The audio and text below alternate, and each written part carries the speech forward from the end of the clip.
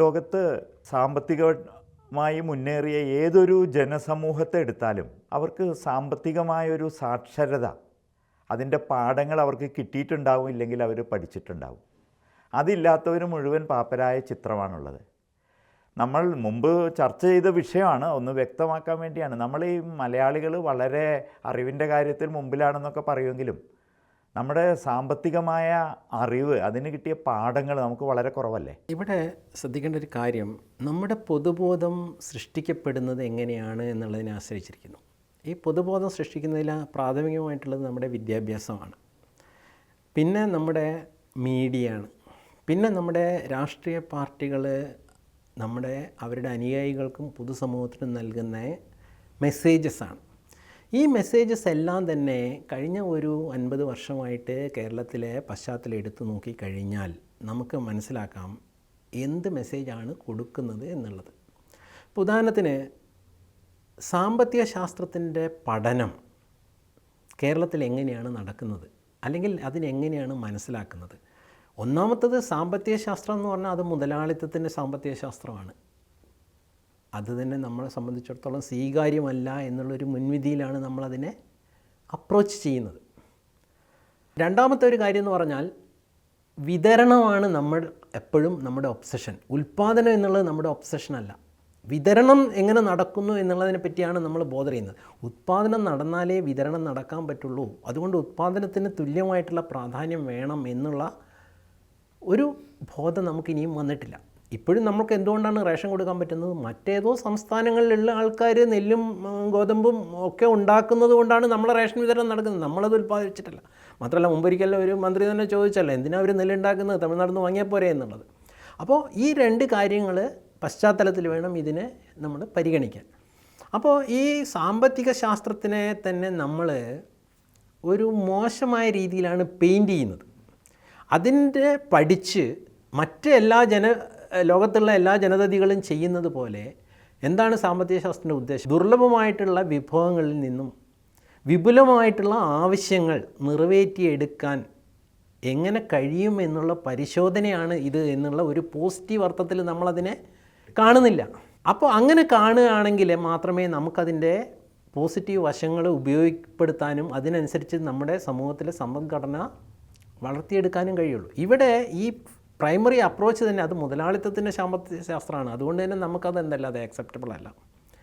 അതിന് അരക്കിട്ടുറപ്പിക്കുന്ന രീതിയിലാണ് നമ്മുടെ പാഠ്യപദ്ധതിയിൽ അത് വരുന്നത്. നമ്മുടെ മീഡിയ അതുമായിട്ട് ബന്ധപ്പെട്ട കാര്യങ്ങളാണ് കാണുന്നത്. നമ്മുടെ രാഷ്ട്രീയ പാർട്ടികൾ ജനങ്ങളിലേക്ക് കൊടുക്കുന്ന സന്ദേശങ്ങൾ. അതുകൊണ്ട് ഇതിൻ്റെ ശരിയായ രീതിയിലുള്ളൊരു അണ്ടർസ്റ്റാൻഡിങ് നമുക്ക് നടക്കുന്നില്ല. ഉദാഹരണത്തിന് അവിടെ കുത്തക, ഒന്നാമത് നമ്മുടെ സാമ്പത്തിക ശാസ്ത്ര പുസ്തകങ്ങൾ എടുത്തു കഴിഞ്ഞാൽ കുത്തക എന്നുള്ളതാണ്. സത്യത്തിൽ എവിടെയാണ് കുത്തക? ഈ KSEB പോലെ ഗവൺമെൻറ് സെക്ടറിൽ മാത്രമേ കുത്തകകൾ അവശേഷിക്കുന്നുള്ളൂ. യഥാർത്ഥ ജീവിതത്തിൽ എല്ലായിടത്തിലും മത്സരമാണ് നടക്കുന്നത്.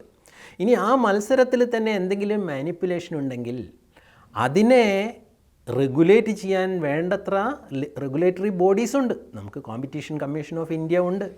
ആരെങ്കിലും എന്തെങ്കിലും ഫ്രോഡ് ചെയ്ത് കഴിഞ്ഞാൽ സീരിയസ് ഫ്രോഡ് ഇൻവെസ്റ്റിഗേഷൻ ഓർഗനൈസേഷൻ ഉണ്ട്. അപ്പോൾ ഈ റെഗുലേറ്ററി ഏജൻസീസ് അല്ലെങ്കിൽ ഇംപ്ലിമെൻറ്റേഷൻ ഏജൻസീസ് എല്ലാം ഉണ്ട്. അതുകൊണ്ട് അതിനെപ്പറ്റി ബോധർ ചെയ്യുന്നതിന് പകരം ഈ സംവിധാനത്തെ നമുക്ക് എങ്ങനെ ഉപയോഗിച്ചിട്ട് നമ്മൾ ഈ പറഞ്ഞ പരിമിതമായ വിഭവങ്ങൾ ഉപയോഗിച്ച് വിപുലമായ നമ്മുടെ ആവശ്യങ്ങളെ നിറവേറ്റാൻ ഇതിനെ എങ്ങനെ പഠിച്ചുപയോഗിക്കാം എന്നുള്ള ചിന്ത അത് വേണം. പക്ഷേ നമ്മുടെ സാമ്പത്തിക ശാസ്ത്രത്തിൻ്റെ പഠനം തന്നെ ഇതെന്തൊരു മോശമായിട്ടുള്ള കാര്യമാണ് എന്നുള്ള രീതിയിൽ അതിനെ ഒരു ബാഡ് ലൈറ്റിൽ പെയിൻറ്റ് ചെയ്തുകൊണ്ടാണ്. പക്ഷെ നമുക്കറിയാം ശരിക്കും ഈ സംവിധാനങ്ങളൊക്കെ ഇവിടെ നടപടിയെടുക്കുമ്പോൾ ആരിലാണ് അത് എത്തിച്ചേരുന്നത്? നമ്മൾ കോമ്പറ്റീഷൻ കമ്മീഷനെ പറ്റി എപ്പോഴാണ് കേട്ടത്?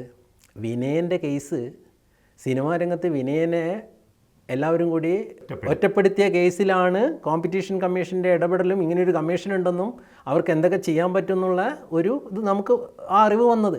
അതും അദ്ദേഹത്തിനെ മൂലക്കിരുത്താൻ ശ്രമിച്ച ആരാണ് അതിൽ പ്രതിസ്ഥാനത്ത് വന്നതെന്നുള്ളത് ശ്രദ്ധയാണ്. അതുപോലെ നമ്മളെപ്പോഴാണ് സീരിയസ് ഫ്രോഡ് ഇൻവെസ്റ്റിഗേഷൻ ഓർഗനൈസേഷനെ പറ്റി കേൾക്കാൻ തുടങ്ങിയത് എന്നുള്ളതും ഇതാണ്. അപ്പോൾ ഇത്തരം ഓർഗനൈസേഷൻസ് ഉണ്ട്, അതിനെപ്പറ്റി എല്ലാം നമ്മൾ പറയേണ്ട. അങ്ങനെയൊക്കെ സംഭവിക്കും എന്നുള്ളത് കൊണ്ട് ഇതിനെ പോസിറ്റീവായിട്ട് ഉപയോഗപ്പെടുത്തേണ്ട കാര്യങ്ങൾ ഉപയോഗപ്പെടുത്താതെ അതിനെ നെഗറ്റീവായിട്ട് പഠിക്കുമ്പോൾ അത് നമ്മളിൽ നല്ല സംരംഭങ്ങൾ ഉണ്ടാകാനോ അല്ലെങ്കിൽ നമ്മുടെ ബ്യൂറോക്രസിയിലേക്ക് വരുന്ന ആൾക്കാരിൽ നിന്നും സംരംഭങ്ങളോട് നല്ല രീതിയിലുള്ള ഒരു കാഴ്ചപ്പാടുണ്ടാക്കാനോ അല്ലെങ്കിൽ പൊതുജന സമൂഹത്തിന് തന്നെ ഈ സംരംഭങ്ങളൊക്കെ നമുക്ക് ആവശ്യമാണ്, അവയാണ് നമ്മുടെ ഉൽപ്പാദനത്തിനെ താങ്ങി നിർത്തുന്നത്, അല്ലെങ്കിൽ അതിൽ നിന്ന് വേണം നമുക്ക് പുരോഗതി പ്രാപിക്കാൻ എന്നുള്ള ഒരു ആശയമല്ല കൊടുക്കുന്നത്. സ്പെസിഫിക് ആയിട്ടുള്ള ഉദാഹരണങ്ങൾ നമുക്ക് വേണേൽ കാണിക്കാൻ പറ്റും. ഇപ്പോൾ ഉദാഹരണത്തിന് ലിബറലൈസേഷൻ, പ്രൈവറ്റൈസേഷൻ, ഗ്ലോബലൈസേഷൻ, ഈ ഒരു ചേഞ്ച്, ഒരു പോളിസി ചേഞ്ച് നമ്മുടെ രാഷ്ട്രത്തിൽ വന്നപ്പോൾ എങ്ങനെയാണ് നമ്മൾ അതിനെ പെയിൻറ്റ് ചെയ്യാൻ ശ്രമിച്ചത്? നമ്മളതിനെ കരിവാരി തേക്കാനാണ് ശ്രമിച്ചിരിക്കുന്നത്. അതിലെന്തൊക്കെ പോസിറ്റീവായിട്ടുള്ള വശങ്ങളുണ്ട്, അല്ലെങ്കിൽ എന്തുകൊണ്ട് ഇത് വേണ്ടി വന്നു, ഇനി നമുക്കിത് ഉപയോഗിച്ച് എങ്ങനെ നമുക്ക് മുന്നോട്ട് പോകാം, എങ്ങനെ ഉപയോഗപ്പെടുത്താം എന്നുള്ളൊരു സാധ്യതകളെപ്പറ്റി ചർച്ച ചെയ്തിട്ടില്ല. മറിച്ച് ഇത് വളരെ മോശമാണെന്നും ഈ മോശമായ കാര്യം നടപ്പാക്കുന്നതിനെ എങ്ങനെ രാഷ്ട്രീയമായിട്ട് പ്രതിരോധിക്കാമെന്നും അങ്ങനെ പ്രതിരോധിക്കുന്നതിലൂടെ രാഷ്ട്രീയ നേട്ടം എങ്ങനെ ഉണ്ടാക്കാം എന്നുള്ളതിലായിരുന്നു നമ്മുടെ ശ്രദ്ധ. അത് രാഷ്ട്രീയ പാർട്ടികളായാലും മാധ്യമങ്ങളുടെ ആയാലും ഒക്കെ തന്നെ ശ്രദ്ധ അങ്ങനെയായിരുന്നു. അതിനനുസൃതമായ രീതിയിലാണ് നമ്മുടെ കരിക്കുലം രൂപപ്പെടുത്തുന്നത്. അപ്പോൾ എന്താണ് ലിബറലൈസേഷൻ്റെ സത്ത എന്ന് ചോദിച്ചു കഴിഞ്ഞാൽ നമ്മളുടെ വിദ്യാർത്ഥികൾക്ക് എന്ത് ധാരണയാണ് കൊടുക്കുന്നത്? അവർ കൊടുക്കുന്നത് ഇത് വളരെ അപകടകരമാണ് എന്നുള്ള രീതിയിലാണ് മെസ്സേജ് പോകുന്നത്. ഇപ്പോൾ ഉദാഹരണം പറഞ്ഞുതരാം. ഇത് എൻ്റെ കയ്യിൽ നമ്മുടെ ഡിഗ്രി വിദ്യാർത്ഥികൾ പഠിക്കുന്ന ഒരു ഇംഗ്ലീഷ് ടെസ്റ്റാണ്. ഏത് യൂണിവേഴ്സിറ്റി? ഇത് കാലിക്കറ്റ് യൂണിവേഴ്സിറ്റിയുടെയാണ്. റീഡിങ്സ് ഓൺ സൊസൈറ്റി എന്നാണ് ഇതിൻ്റെ പേര്. സയൻസ് എടുത്തവരായാലും കൊമേഴ്സ് എടുത്തവരായാലും ആർട്സ് എടുത്തവരായാലും അവർ ഡിഗ്രിക്ക് ചേരുമ്പോൾ ഫസ്റ്റ് ഇയറിന് പഠിക്കേണ്ടിയിരുന്ന ഒരു പുസ്തകമാണിത്. Readings on society. ഇത് കാലിക്കറ്റ് യൂണിവേഴ്സിറ്റിയുടെ ഒരു പുസ്തകമാണ്. ഈ പുസ്തകത്തിലെ ആദ്യത്തെ ലേഖനം തന്നെ ഉള്ളത് വന്ദന ശിവ എഴുതിയിട്ടുള്ള ഒരു ലേഖനമാണ്. ഈ ലേഖനത്തിൻ്റെ പേര് the social cost of economic globalisation. The social cost of economic globalisation. എക്കണോമിക്സിൻ്റെ യാതൊരു ബാലപാഠവും പഠിക്കാത്ത, എന്താണ് ലിബറലൈസേഷൻ, എന്താണ് ഗ്ലോബലൈസേഷൻ എന്ന് പഠിക്കാത്ത ഒരു കുട്ടിയെ സംബന്ധിച്ചിടത്തോളം ഇത് വായിച്ച് മനസ്സിലാക്കുക എന്നുള്ളത് തന്നെ ബുദ്ധിമുട്ടാണ്. കുട്ടികളെ സംബന്ധിച്ച് മാത്രമല്ല, അത് പഠിപ്പിക്കുന്ന ടീച്ചർമാരെ സംബന്ധിച്ചിടത്തോളം ഇതിലെ പല സാങ്കേതിക പദങ്ങളും അവർക്ക് ഫെമിലിയർ അല്ല. ഈ ഒരു പാഠം വന്ദന ശിവ എഴുതിയത് റെലവൻ്റ് അല്ലേ, ഇത് പഠിക്കണ്ടേ കുട്ടികളെന്ന് ചോദിച്ചാൽ തീർച്ചയായും പഠിക്കണം. പക്ഷേ ഇത് പഠിക്കേണ്ടത് ഇതിൻ്റെ പ്രാഥമികമായിട്ടുള്ള പഠനമെല്ലാം കഴിഞ്ഞ് ഇതൊക്കെ എന്താണെന്ന് മനസ്സിലാക്കിയിട്ട് ഒരു സെക്കൻഡറി അല്ലെങ്കിൽ ടെർഷറി സ്റ്റേജിൽ, എൻ്റെ ഒരു അഭിപ്രായത്തിൽ പറയുകയാണെങ്കിൽ ഈ പുസ്തകം MA എക്കണോമിക്സ് പഠിക്കുന്ന കുട്ടികൾ അവരുടെ ആ ഒരു പഠനത്തിൻ്റെ ഭാഗമായിട്ട് പഠിക്കാൻ പറ്റിയൊരു പുസ്തകമാണ്. ഇത് ഏത് ക്ലാസ്സിന് വേണ്ടി? ഇതിപ്പോൾ ഫസ്റ്റ് ഇയർ ഡിഗ്രിക്ക് വേണ്ടിയിട്ട് എല്ലാവരും പഠിക്കാൻ, എക്കണോമിക്സ് ഇതുവരെ പഠിച്ചിട്ടില്ലാത്തവന് പോലും നേരിട്ട് നമ്മൾ കൊടുക്കുന്നതാണ് എന്ത്, social cost of economic globalisation എന്നുള്ള ഈ ലേഖനം. അത് ഇതിൽ ആദ്യത്തെ പാഠമാണ്. അപ്പോൾ എന്താണ് ഇത് നേരിട്ട് ഇത് കൊടുക്കാനുള്ള, എക്കണോമിക്സ് എന്താണെന്ന് കണ്ടിട്ടില്ലാത്ത ഒരു കുട്ടിക്ക് പോലും ആദ്യം തന്നെ ഈ ഒരു പാഠം അവൻ ഇംഗ്ലീഷിൽ പുസ്തകത്തിൻ്റെ ഭാഗമായിട്ട് കൊടുക്കാനുള്ള ചേതോവിഹാരം, ഈ ഒരു പുറത്ത് നമുക്ക് എന്താണോ സൃഷ്ടിച്ചെടുക്കേണ്ട പൊതുബോധം അത് വിദ്യാഭ്യാസ സമ്പ്രദായത്തിലും കൂടി കൊണ്ടുവരിക എന്നുള്ളതാണ്. അവിടെ സത്യത്തിലൊരു ദുരുദ്ദേശമാണുള്ളത്, സതുദ്ദേശമല്ല. എക്കണോമിക്സ് പഠിച്ചിട്ട് കുട്ടികൾക്ക് അതിൽ നിന്നും എങ്ങനെയൊക്കെ നമ്മുടെ സമൂഹത്തിനെ സമ്പദ് സമൃദ്ധിയിലേക്ക് കൊണ്ടുവരാം, അല്ലെങ്കിൽ ഇതിൽ ഈ LPG പ്രോസസ്സ് നൽകുന്ന പോസിബിലിറ്റീസ് എന്താണ്, അതും അല്ലെങ്കിൽ എന്തുകൊണ്ടാണ് LPG ഇന്ത്യയിൽ നടപ്പാക്കാൻ ഇടയാക്കിയിട്ടുള്ള കാരണങ്ങൾ, ഇതെല്ലാം നമ്മൾ മനസ്സിലാക്കണം. ഇപ്പോൾ 30 വർഷം കഴിഞ്ഞ് നോക്കുമ്പോൾ LPG നടപ്പാക്കുമ്പോൾ പാരീസ് നഗരത്തിൻ്റെ GDP ഇന്ത്യ മഹാരാജ്യത്തിന് മൊത്തം ഉണ്ടായിരുന്നുള്ളൂ. ഇന്ന് അത് ബ്രിട്ടനേക്കാളും ഈവൻ ജപ്പാനോട് ചെയ്യുന്നൊരു എക്കണോമിയായിട്ട് മാറിയിട്ടുണ്ട് കഴിഞ്ഞ 30 ഇയേഴ്സ് കൊണ്ട്. ഈ ഗ്രോത്ത് നമുക്കൊരു രാഷ്ട്രം എന്ന രീതിയിൽ നേടാനായപ്പോൾ നമുക്ക് ആ സംസ്ഥാനത്തിന് അതിന് അനുസൃതമായിട്ടുള്ള ഒരു നേട്ടം ഉണ്ടാക്കാൻ പറ്റിയോ? അത് ഈ രീതിയിലാണ് നമ്മൾ നെഗറ്റീവായിട്ടാണ് ഇതിനെ പ്രസൻറ്റ് ചെയ്യുന്നതെങ്കിൽ എങ്ങനെ പറ്റും എന്നുള്ളതാണ് ഒന്നാമത്തെ ചോദ്യം. ഈ പുസ്തകം തീർച്ചയായിട്ടും യൂണിവേഴ്സിറ്റി സ്റ്റുഡൻസ് പഠിക്കേണ്ടതാണ്. പക്ഷേ അവർ എക്കണോമിക്സ് എന്താണെന്ന് പഠിച്ചിട്ട്, LPG പ്രോസസ്സ് എന്താണെന്ന് പഠിച്ചിട്ട് തീർച്ചയായിട്ടും അതിൻ്റെ ഒരു വിമർശനാത്മകമായിട്ടുള്ള തലത്തിൽ അതിനെ വിലയിരുത്താൻ പഠിക്കേണ്ട ഒരു ലേഖനമാണ് വന്ദന ശിവയുടെ ഈ ലേഖനം.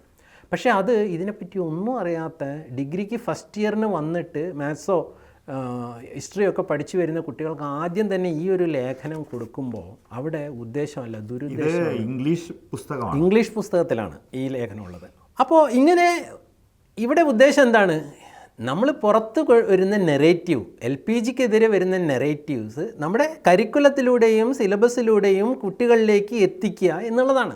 The foregoing elements of SAP are not. എന്നിട്ട് ഇതിൻ്റെ നോട്ട്സിൽ ഒരു എക്സ്പാൻഷൻ കൊടുത്തിട്ടുണ്ട്. എന്താണ് ഈ SAP എന്നുള്ളത് ടീച്ചിങ് നോട്ട്സിൻ്റെ ഭാഗമായിട്ട് ഈ ബുക്ക് കമ്പൈൽ ചെയ്തിട്ടുള്ള ആൾ ഗ്ലോസറിയിൽ കൊടുത്തിട്ടുണ്ട്. എന്താണ് SAP? സ്റ്റേറ്റ് അഡ്വൈസ്ഡ് പ്രൈസ് എന്നാണ് കൊടുത്തിരിക്കുന്നത്. ഇവിടെ രണ്ട് കാര്യങ്ങളുണ്ട്. ഒന്ന്, SAP എന്ന് പറഞ്ഞു കഴിഞ്ഞാൽ ലിബറലൈസേഷൻ പ്രോസസ്സിൻ്റെ ജീവാത്മാവും പരമാത്മാവുമാണ്. അതിൻ്റെ ശരിയായിട്ടുള്ള എക്സ്പാൻഷൻ സ്ട്രക്ചറൽ അഡ്ജസ്റ്റ്മെൻറ്റ് പ്രോഗ്രാം എന്നാണ്. അപ്പോൾ അത് വസ്തുതാപരമായിട്ടുള്ള മിസ്റ്റേക്കാണ് കുട്ടികൾക്ക് കൊടുക്കുന്നത് എന്നുള്ളതുണ്ട്. എന്തുകൊണ്ടാണ് ഇങ്ങനെയൊന്ന് വരുന്നത്? നമ്മുടെ ലക്ഷ്യം ഇതിനെപ്പറ്റി ശരിക്കും പഠിപ്പിക്കലൊന്നുമല്ല. അപ്പോൾ പിന്നെ എന്ത് എക്സ്പാൻഷൻ കൊടുത്താൽ എന്താണ്? ഈ സ്ട്രക്ചറൽ, ഞാൻ കഴിഞ്ഞ ദിവസം നമ്മൾ വേറൊരു മാറ്റർ ഡിസ്കസ് ചെയ്തപ്പോൾ പറഞ്ഞു, ഉദാരവൽക്കരണത്തിൻ്റെ 30 വർഷങ്ങൾ 3 പതിറ്റാണ്ടുകൾ കഴിഞ്ഞിട്ടും സ്ട്രക്ചറൽ അഡ്ജസ്റ്റ്മെൻറ്റ് പ്രോഗ്രാമിൽ എൻവിസേജ് ചെയ്തിട്ടുള്ള ഒരു കാര്യവും നമ്മുടെ സംസ്ഥാനത്ത് ഇതുവരെ തുടങ്ങിയിട്ടില്ല എന്നും അതുതന്നെയാണ് നമ്മൾ ഈ കൂപ്പ് കുത്തുന്നതിനൊരു കാരണം എന്നും പറഞ്ഞപ്പോൾ, സ്ട്രക്ചറൽ അഡ്ജസ്റ്റ്മെൻറ്റ് SAP എന്താണെന്ന് പഠിപ്പിക്കുന്നത് തന്നെ ഈ രീതിയിലാണെങ്കിൽ പിന്നെ അത് എങ്ങനെയാണ് പ്രവർത്തനത്തിലേക്ക് വരിക? അപ്പോൾ ഇത് പഠിച്ചു പോകുന്ന ആൾക്കാർ ആലോചിക്കണം. ഇത് എത്രയോ 10 വർഷത്തിലധികം നമ്മുടെ യൂണിവേഴ്സിറ്റിയിൽ വന്നിട്ടും ഏതെങ്കിലും ഒരു വിദ്യാർത്ഥിക്കോ അല്ലെങ്കിൽ ഒരു അധ്യാപകനോ ഇത് വായിക്കുമ്പോൾ ഒരു സംശയം ഇതിലുണ്ടായിട്ടില്ല എന്ന്. കാരണം ഈ SAP വിശദീകരിക്കുന്നുണ്ട് എന്തൊക്കെ ഫാക്ടേഴ്സാണ് SAP ആയിട്ട് വരുന്നത്.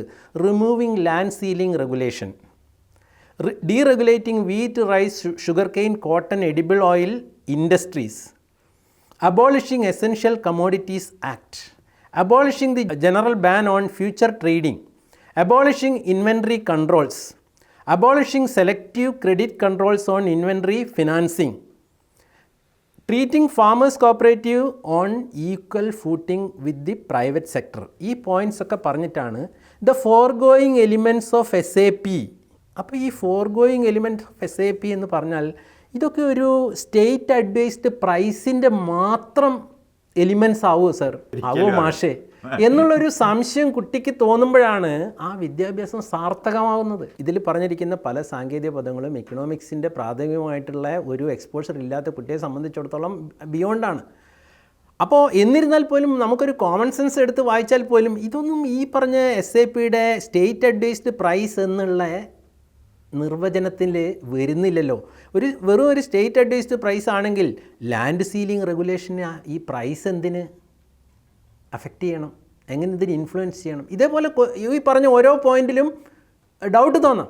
ഈ ഡൗട്ട് ഒരു കുട്ടിക്കും തോന്നുന്നില്ല. അല്ലെങ്കിൽ ഒരു കുട്ടിയും ടീച്ചറോട് ഈ SAP എന്നാണ് ഇതിൻ്റെ എക്സ്പാൻഷനെങ്കിൽ ഇതൊന്നും ഒരു മീനിങ് ഇല്ലല്ലോ, ഒരർത്ഥവും ഇതിൽ മനസ്സിലാവുന്നില്ല എന്നുള്ളൊരു ചോദ്യം, ആ ചോദ്യം വരുന്നില്ല എന്നുള്ളത് വേറൊരു കാര്യം കൂടി സൂചിപ്പിക്കുന്നു. ഒന്നാമത് സൂചിപ്പിക്കുന്നത് ഇത് പറഞ്ഞു കൊടുത്തവരെ സംബന്ധിച്ചിടത്തോളം ഇതിനെ ശരിയായി മനസ്സിലാക്കാനോ അത് കൺവേ ചെയ്യാനുള്ള ഉദ്ദേശം അവർക്ക് ഉണ്ടായിരുന്നില്ല. രണ്ടാമത്തത്, ഇത് വായിച്ചിട്ട് ഒരു കുട്ടിക്കും സംശയം തോന്നുന്നില്ലെങ്കിൽ അവിടെ ചോദ്യം ചോദിക്കുക എന്നുള്ള വിദ്യാഭ്യാസത്തിൻ്റെ പ്രാഥമികമായിട്ടുള്ള ആ ഒരു ദൗത്യം, അല്ലെങ്കിൽ അതിൽ നിന്ന് ഉദ്ദേശിക്കുന്നത് ക്വസ്റ്റ്യൻസ് ചോദിക്കാൻ അവരെ പ്രാപ്തരാക്കുക എന്നുള്ളത്, അതും അവിടെ പരാജയമാകുന്നു. എത്രയോ വർഷങ്ങൾ ഇത് പഠിപ്പിച്ചിട്ട് ഒരു കുട്ടിയും ഒരു ടീച്ചറോട് ഒരു സംശയം ചോദിച്ചില്ല. ഇത് എവിടെയെങ്കിലും വെച്ചിട്ട് ഇതിൽ വല്ല മിസ്റ്റേക്ക് ഉണ്ടോ, ഇതിൽ തിരുത്തണോ എന്ന് ആർക്കും തോന്നിയില്ല എന്നുള്ളത് എത്രത്തോളം സങ്കടകരമാണ്. ഇംഗ്ലീഷ് പഠിക്കാൻ വേണ്ടി കുട്ടികൾക്ക് എന്തൊക്കെ കൊടുക്കാൻ കഴിയും? ഇത് എക്കണോമിക്സിൻ്റെ കുട്ടികൾക്ക് തന്നെയല്ലേ കൊടുക്കേണ്ടത്? പക്ഷേ ഇവിടെ അതല്ലല്ലോ ചെയ്തവരുടെ തന്നെ ഉദ്ദേശം വേറെയല്ലേ. അതെന്താ കാര്യം എന്ന് വെച്ച് കഴിഞ്ഞാൽ, ഇവിടെ ഇപ്പോൾ ബോർഡ് ഓഫ് സ്റ്റഡീസ് ഈ പുസ്തകം എടുക്കണമെങ്കിൽ ഇങ്ങനെയുള്ള കണ്ടൻറ്റ് ഉണ്ടെങ്കിലാണ് അവരെടുക്കുക എന്ന് ഇത് കമ്പൈൽ ചെയ്യുന്ന ആൾക്കും അറിയാം. അല്ലെങ്കിൽ ചിലപ്പോൾ ഇത് കമ്പൈൽ ചെയ്യുന്ന ആൾക്കാർക്കും ഇങ്ങനെയുള്ള കണ്ടൻറ്റ് കൊടുക്കണം എന്നുള്ള താല്പര്യം ഉണ്ടാവും. അപ്പോൾ ഇതെടുക്കുന്ന ബോർഡ് ഓഫ് സ്റ്റഡീസ് ഞങ്ങൾ കുട്ടികൾക്ക് പഠിപ്പിക്കാൻ കൊടുക്കുമ്പോൾ ഇനിയിപ്പോൾ അവർ എന്ത് തന്നെ ആംഗിളിൽ അവരുടെ ആശയങ്ങൾ വിറ്റഴിച്ചോട്ടെ, വസ്തുതാപരമായിട്ടുള്ള മിസ്റ്റേക്ക് ഇല്ല എന്നെങ്കിൽ അവർക്ക് ഉറപ്പുവരുത്തേണ്ട ബാധ്യതയില്ലേ? ഇത് എഡിറ്റ് ചെയ്ത ആൾക്ക് SAP എന്താണെന്ന് അറിയില്ല. ഞാൻ പറഞ്ഞതുപോലെ LPG പ്രോസസ്സിൻ്റെ ജീവാത്മാവും പരമാത്മാവുമാണ് SAP. അത് എന്താണെന്ന് പോലും, അതിൻ്റെ എക്സ്പാൻഷൻ എന്താണെന്നും അറിയാത്ത ഒരാളാണ് ഈ വിമർശനാത്മകമായ ലേഖനം എടുത്തിട്ട് ഫസ്റ്റ് ഡിഗ്രിക്ക് വരുന്ന ഇംഗ്ലീഷ് പാഠപുസ്തകത്തിൽ ഇതിനെ ഉൾപ്പെടുത്തുന്നത്. അപ്പോൾ ഇവിടെ ഉദ്ദേശ്യം നമ്മുടെ സിലബസിലൂടെ മാനിപ്പുലേഷൻ നടത്തുക എന്നുള്ളത് മാത്രമാണ്. അതിന് വേണ്ടിയിട്ടാണ് ഇത് ചെയ്യുന്നത്. അതല്ലാതെ ശരിയായ രീതിയിൽ ഇതിനെ എങ്ങനെ സാമ്പത്തികമായിട്ട് നമുക്ക് ലിവറേജ് ചെയ്യാം എന്ന് കുട്ടികളെ പഠിപ്പിക്കുന്നില്ല. മാത്രമല്ല ഇതിങ്ങനെ ബാഡ് ലൈറ്റിൽ പെയിൻറ്റ് ചെയ്യുമ്പോൾ എന്താ ഉണ്ടാവുക, സമൂഹത്തിനോട് കമ്മിറ്റ്മെൻ്റ് ഉള്ള എന്തെങ്കിലും ചെയ്യണം എന്നുള്ള ആ കുട്ടികളൊക്കെ ഇതിനോട് അവേർഷൻ അവരിൽ ഉണ്ടാക്കുക. അതിൻ്റെ ഒരു മറുവശം എന്താണ്, മാലാഖമാർ എത്തി നോക്കാൻ മടിക്കുന്നിടത്ത് ചെകുത്താന്മാർ ഓടിയെത്തുന്നു. അപ്പോൾ അങ്ങനെയുള്ള ആൾക്കാർ ഇതിലെന്ത് കാണും, അവരിതിൽ അവിടെയും ദുരിദേശം കാണും. അപ്പോൾ ചുരുക്കി പറഞ്ഞാൽ നമ്മുടെ എൻ്റർപ്രനേഴ്സായിട്ട് വരുന്ന ആരാണ്, ഈ അവസരങ്ങൾ ഉപയോഗിച്ചിട്ട് തങ്ങൾക്കും സമൂഹത്തിനും രാഷ്ട്രത്തിനും പ്രയോജനകമായ രീതിയിൽ എങ്ങനെ നമ്മുടെ ഉൽപ്പാദന വ്യവസ്ഥയെ വികസിപ്പിച്ച് കൊണ്ടുവരിക എന്നുള്ള ചിന്തയല്ല, മറിച്ച് വളരെ മാനിപ്പുലേറ്റീവായ രീതിയിൽ ഇതെങ്ങനെ ചെയ്യാമെന്നുള്ളതാണ് അവരിൽ ഉണ്ടാകുന്ന ആ താല്പര്യക്കാരാണ് ഇതിലേക്ക് വരിക. മാത്രമല്ല ഇത് പഠിച്ചു പോകുന്ന ബ്യൂറോക്രസിയിൽ വരുന്ന ഉദ്യോഗസ്ഥന്മാർക്ക് അവർക്ക് സംരംഭകത്വത്തോട് ഉണ്ടാകുന്ന ആറ്റിറ്റ്യൂഡ് എന്തായിരിക്കും, സംരംഭകരോട് അവർ വെച്ച് പുലർത്തുന്നത് എന്തായിരിക്കും. അപ്പോൾ നമ്മുടെ പൊതുബോധം സൃഷ്ടിക്കുന്നത് തന്നെ ഇങ്ങനെയുള്ള മാനിപ്പുലേഷനിലൂടെയാണ്. ഇത് ചിലപ്പം ഇത് കരുതിക്കൂട്ടി എഴുതിയതാണ്, ഇങ്ങനെ കൊടുത്തതാണെന്ന് ഞാൻ പറയാൻ എനിക്ക് ഉദ്ദേശമില്ല, അത് ഓവർസൈറ്റ് ആയിരിക്കാം. പക്ഷേ ഇങ്ങനെയൊരു എസ്സേ ഇതിൽ ഉൾപ്പെടുത്തുന്ന ആൾക്ക് അറ്റ്ലീസ്റ്റ് SAPയുടെ എക്സ്പാൻഷൻ എന്താണെന്നെങ്കിലും അറിയില്ലെങ്കിൽ അയാൾ ഇത് ഉൾപ്പെടുത്താൻ പാടില്ല. മാത്രമല്ല കുട്ടികളെ അയാൾ പഠിപ്പിക്കുമ്പോൾ ശരിയായിട്ടുള്ള വസ്തുതയെങ്കിലും കൊടുക്കാനുള്ള ബാധ്യതയിലും യൂണിവേഴ്സിറ്റിയുടെ ബോർഡ് ഓഫ് സ്റ്റഡീസും അല്ലെങ്കിൽ ഈ ടെക്സ്റ്റ് ബുക്ക് പ്രിസ്ക്രൈബ് ചെയ്യുന്ന കമ്മിറ്റിയും ഒക്കെ പരാജയപ്പെടുകയാണ്. മാത്രമല്ല വർഷങ്ങളോളം ഇത് പഠിപ്പിച്ചിട്ടും ഇതിലിങ്ങനെ ഒരു മിസ്റ്റേക്ക് ഉണ്ടെന്ന് ആരും ഒരു ഘട്ടത്തിലും കണ്ടെത്തിയിട്ടില്ല എന്നുള്ളത് എത്രത്തോളം ലാഘവത്തോടു കൂടിയാണ് ഈ പ്രോസസ്സെല്ലാം നമ്മളെ ഉന്നത വിദ്യാഭ്യാസ സ്ഥാപനങ്ങളിൽ നടക്കുന്നത് എന്നുള്ളതും മനസ്സിലാക്കും. ഇവിടെ വേറൊരു കാര്യം കൂടി വേണമെങ്കിൽ സന്ദർഭികമായിട്ട് പറയാം. നമ്മൾ ഈ ബ്രാഹ്മണർ എന്നുള്ളതിപ്പം വളരെയധികം ചർച്ച ചെയ്യപ്പെടുന്നൊരു വിഷയമാണ്. ആരാണ് ഈ ബ്രാഹ്മണർ? ബ്രഹ്മജ്ഞാനമുള്ളവനാണ് ബ്രാഹ്മണൻ. അതല്ലാതെ ഏതെങ്കിലും ഇതിൽ ആരുടെ അച്ഛനും അമ്മയ്ക്ക് ജനിച്ചുകൊണ്ട് ബ്രാഹ്മണനാവില്ലെന്നാണ് അതിൻ്റെ ഒറിജിനൽ സങ്കല്പം. വഴിയിൽ വെച്ചിട്ട് എങ്ങനെയൊക്കെ അതിനെ മാനിപ്പുലേറ്റ് പോയിട്ടുണ്ടെങ്കിലും എന്തുകൊണ്ടാണ് ബ്രാഹ്മണനെ വധിക്കരുത് എന്ന് പറയുന്നത്? ബ്രാഹ്മണനെ വധിക്കരുതെന്ന് പറയാൻ കാരണം ഈ ബ്രഹ്മജ്ഞാനമുള്ള ആ ജ്ഞാനിയാണ് രാജാവിന് ധർമാധർമ്മങ്ങൾ ഉപദേശിച്ചു കൊടുക്കുന്നത്. അപ്പോൾ രാജാവ് എന്ന് പറഞ്ഞാൽ കയ്യിൽ വാളും പിടിച്ചിട്ടാണ് ഇരിക്കുന്നത്. അദ്ദേഹം സാത്വികനായിരിക്കണം എന്നില്ല, അദ്ദേഹത്തിന് രാജസ ഗുണവും ഉണ്ടാകണം. അപ്പോൾ തനിക്ക് അഹിതകരമായ കാര്യങ്ങൾ ഈ തൻ്റെ ഗുരു പറയുമ്പോൾ ഈ വാളെടുത്ത് വെട്ടാനുള്ള ടെൻഡൻസി അയാൾ വരാൻ പാടില്ല. അതിൻ്റെ ഒരു തടസ്സം കൂടിയാണ് ബ്രഹ്മജ്ഞാനിയായിട്ടുള്ള ആൾ വധത്തിന് അർഹനല്ല എന്ന് പറയുന്നത്. ഇയാൾ ഇതിൽ നിന്ന് രക്ഷിക്കാൻ കൂടിയാണ്. ഈ ആധുനിക കാലത്ത് ആരാണ് ബ്രാഹ്മണർ? ആധുനിക കാലത്തെ ബ്രാഹ്മണർ എന്ന് പറഞ്ഞാൽ നമ്മുടെ UGC സ്കെയിൽ വാങ്ങുന്നവരൊക്കെയാണ് ബ്രാഹ്മണർ. തീർച്ചയായും. അപ്പോൾ ഈ UGC സ്കെയിൽ കൊടുത്ത് നമ്മൾ ഇരുത്തിയിരിക്കുന്ന ആൾക്കാർ ഭരണാധികാരികളോടും സമൂഹത്തിനോടും വിദ്യാർത്ഥികളോടും സത്യം നിർഭയമായിട്ട് പറയാൻ ബാധ്യസ്ഥരായിട്ടുള്ള ആൾക്കാരാണ്. അവരാണ് ആരെയോ പ്രീതിപ്പെടുത്താൻ വേണ്ടിയിട്ട് ഈ അജണ്ടയുടെ ഭാഗമായിട്ട് ഈ ഇനപ്രോപ്രിയേറ്റ് ആയിട്ടുള്ള പാഠം വസ്തുതാപരമായിട്ടുള്ള അബദ്ധങ്ങളോടുകൂടി നമ്മുടെ കരിക്കുലത്തിലും സിലബസിലും ഉൾപ്പെടുത്തുന്നത്.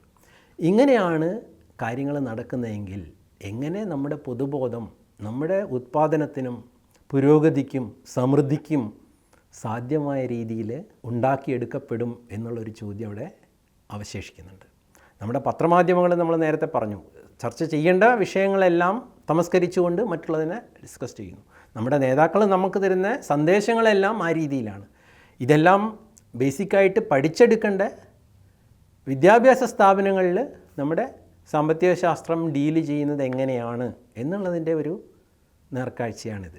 അതുകൊണ്ട് തന്നെ നമ്മൾ ഈ പറയുന്ന സാമ്പത്തിക സാക്ഷരത അതിൻ്റെ ശരിയായ അർത്ഥത്തിൽ നമുക്ക് ഉപയോഗപ്പെടുന്ന രീതിയിൽ, നമുക്ക് സമൂഹത്തിൻ്റെ പുരോഗതിക്ക് പ്രയോജനപ്പെടുന്ന രീതിയിലല്ല ഇന്നത് പ്രൊപ്പഗേറ്റ് ചെയ്യപ്പെടുന്നത് എന്നുള്ള ആ ഒരു ദുഃഖസത്യം കൂടി നമുക്ക് ഈ സന്ദർഭത്തിൽ വെളിവാകുകയാണ്. ശരിക്ക് വിദ്യാലയത്തിൽ നിന്നും കുടുംബത്തിൽ നിന്നും തുടങ്ങി നല്ലൊരു സാമ്പത്തിക ബോധം നമ്മുടെ തലമുറയ്ക്ക് ഉണ്ടാവാത്തിടത്തോളം ഇതിൽ നിന്നും ഒരു മോചനവും നമ്മൾ കാണുന്നില്ല എന്നല്ലേ ഇപ്പം നമുക്ക് മനസ്സിലാവുന്നത്. വേണ്ട, നമ്മൾ കുറച്ച് ബുദ്ധിപരമായ സത്യസന്ധത, ഇൻ്റലക്ച്വൽ ഹോണസ്റ്റി കാണിക്കുക.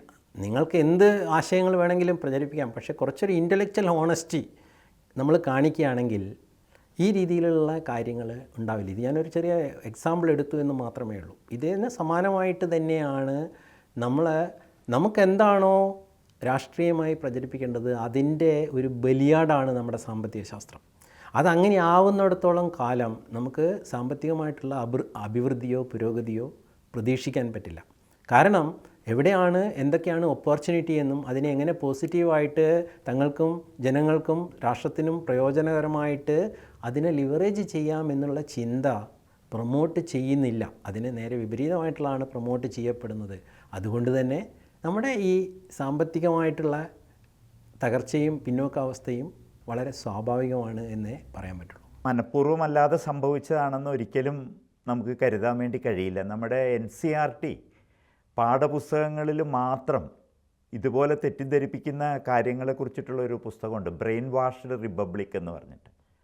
മുഴുവൻ ആളുകളും നമ്മൾ അതൊന്ന് വായിക്കണം. ആ ഒരർത്ഥത്തിൽ നമ്മളെല്ലാവരും ഈ ഒരു നിലയിൽ ഒരു ചിന്തയ്ക്ക് തയ്യാറാവാത്തിടത്തോളം നമ്മൾ സാമ്പത്തികമായ ഈ പാപ്പരത്തിൽ നിന്ന് നമ്മൾ കൂടുതൽ ഗതികേടിലേക്ക് കൂപ്പുകുത്തുക മാത്രമേ ഉണ്ടാവൂ. അത്തരത്തിലൊരു ചിന്തയ്ക്ക് ഇത് നമ്മുടെ ആളുകളെ പ്രേരിപ്പിക്കട്ടെ എന്ന ഒരു ആശയോടെ പ്രാർത്ഥനയോടെ നമുക്ക് ഇന്നത്തെ ഈ ചർച്ച അവസാനിപ്പിക്കാം.